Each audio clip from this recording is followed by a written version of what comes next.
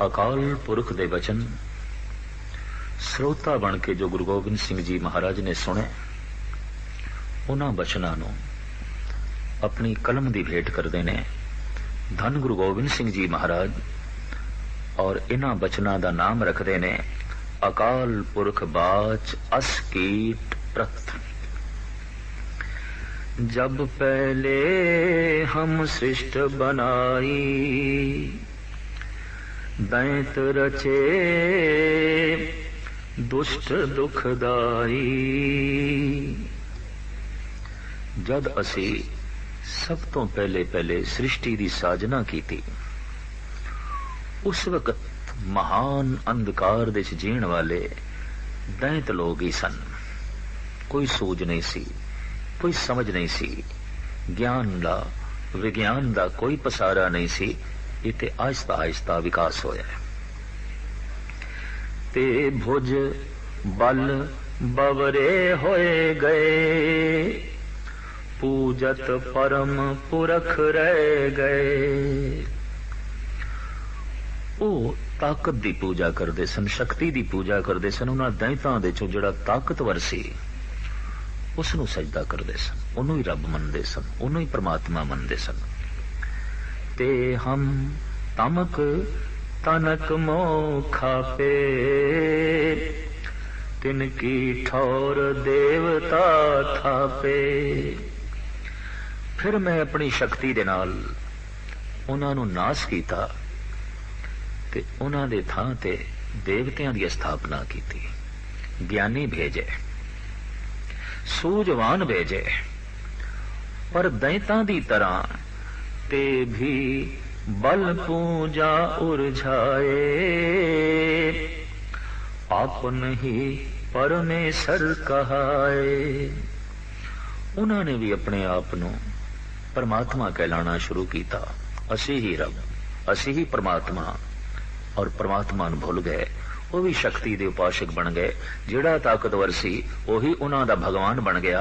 भगवान भगवान ना रहा। महादेव अच्युत कहायो, बिसन आप ही को ठहरायो। ब्रह्मा पार ब्रह्म बखाना, न किन्हू जाना। ब्रह्मे ने अपने आप ਨੂੰ ही पार ब्रह्म कहलाना शुरू किया। विष्णु नेचल मने गए, महादेव अच्युत कहलाए। इस तरह तीन देवतियां दी पूजा प्रतिष्ठा जगत विच प्रचलित हुई। प्रभु दा अज्ञान बनिया ही रहा, दीवार बनी रही। जिहड़े जिहड़े दीवार तोड़न लई भेजे वो स्वयं दीवार बन गए। चाहिदा ते ये सी परम पुरख द्वार बनन, पर वो द्वार न बन के दीवार बन गए और लोकां दा प्रभु तक पहुंचना कठिन हो गया। तब साखी प्रभ अष्ट बनाए, साख नमित देवे ठहराए। ते कहे करो हमारी पूजा, हम बिन अवर न ठाकुर दूजा।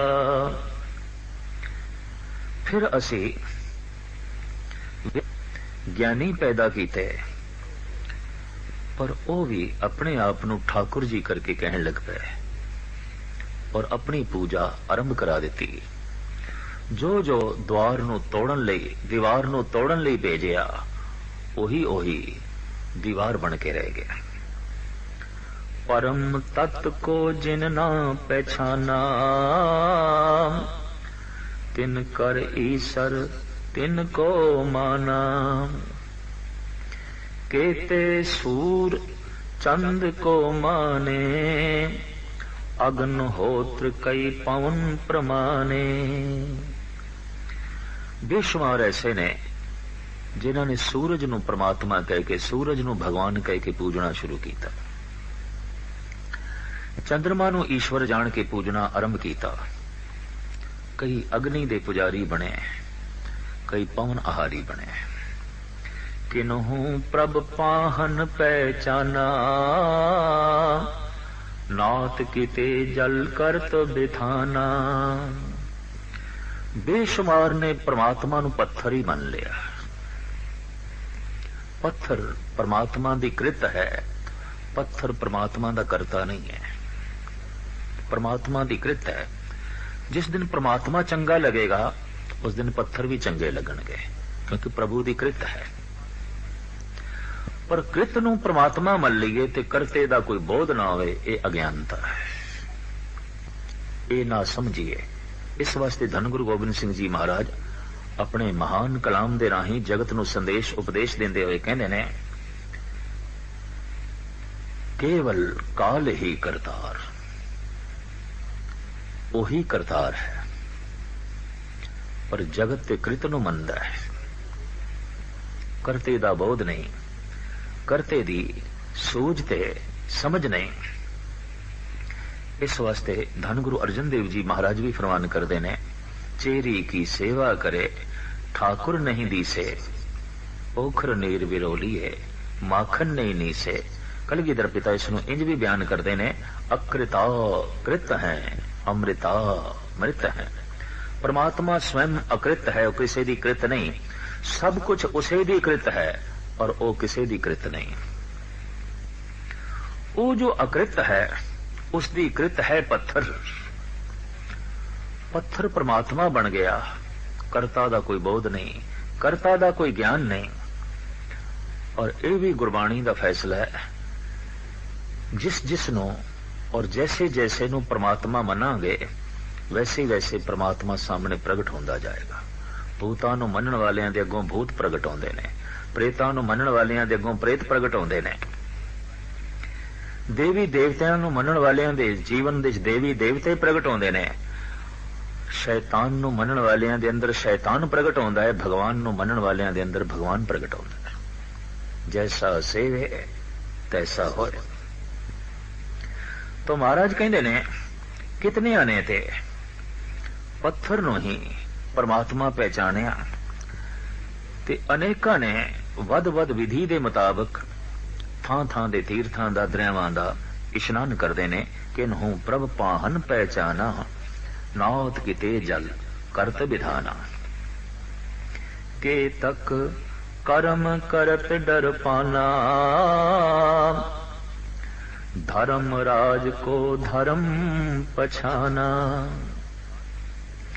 कितने ने धर्मराज नो ही करता धरता मान लिया और उस मौत तो डरदियां डरदियां धार्मिक कर्म करी गए, धर्म की साधना करते गए। धर्म की साधना प्रभु प्यार ते नहीं खड़ी, धर्म की साधना मौत दे डर ते खड़ी, किधरे मौत ना आवे। जो प्रभ साख नमित ठहराए, ते हिया आए प्रभु कहवाए। ताकि बाद बिसर जात भी, अपनी अपनी परत शोभ भी।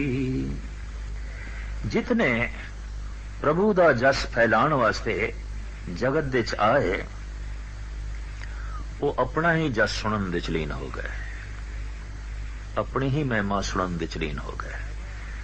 गुरु गोबिंद सिंह जी महाराज कमाल दी जुर्रत दे नाल धार्मिक दुनिया दा इतिहास धार्मिक दुनिया दे सामने रख रहे हैं। जब प्रभु को ना तिने पहचाना, तब हर इन मनुष्यन ठहराना। ते भी बस ममता होए गए, परमेश्वर पाहन ठहरे।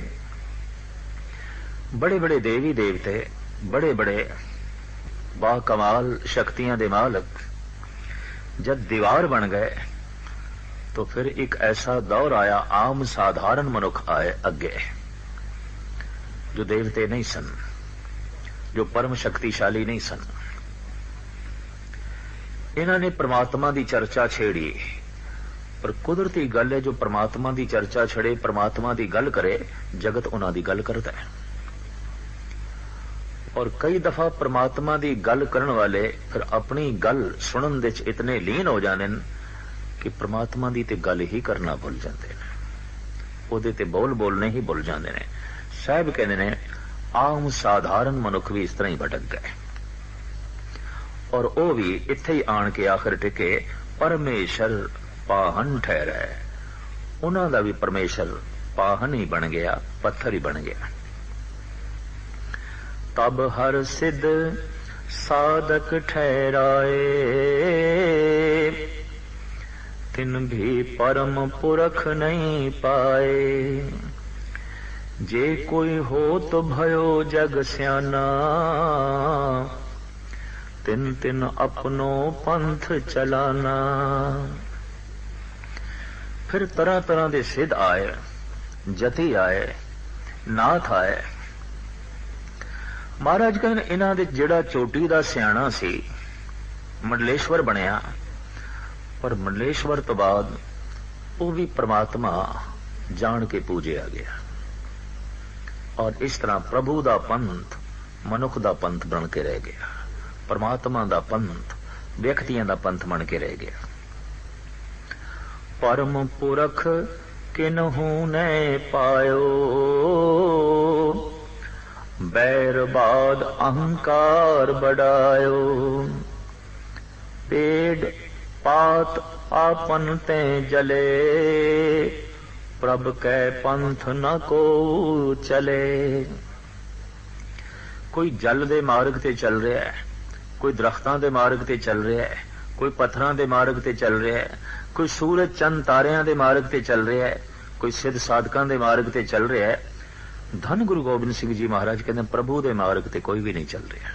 कोई चल रहा है सूरज तक पहुंचने लई, कोई चल रहा है चंद्रमा तक पहुंचने लई, कोई चल रहा है एक पत्थर तक पहुंचने लई, कोई चल रहा है एक दरिया सागर तक पहुंचने लई, और कोई चल रहा है पिपल जन दरख्तां तक पहुंचने लई, कोई चल रहा है सप्पां ते गऊआं तक पहुंचने लई। प्रभु सब दी यात्रा इस तरह है, सब दी यात्रा दा मंजिल केंद्र स्थान किधरे गऊ है, किधरे सप है, किधरे देवी देवता है, किधरे सिद्धनाथ है, किधरे वगदियां नदियां ने, किधरे खड़े पहाड़ ने। प्रभु तो उन्हां दी मंजिल नहीं है, वो तेरे मार्ग ते नहीं ने। प्रभ के पंथ ना को चले, तेरे पंथ ते तेरे रस्ते ते मैनू कोई चलदा नहीं दिखाई दे रहा। धन गुरु गोबिंद सिंह जी महाराज दा ए परम वाक। जिन जिन तनक सिद्ध को पायो तिन तिन अपना राह चलायो।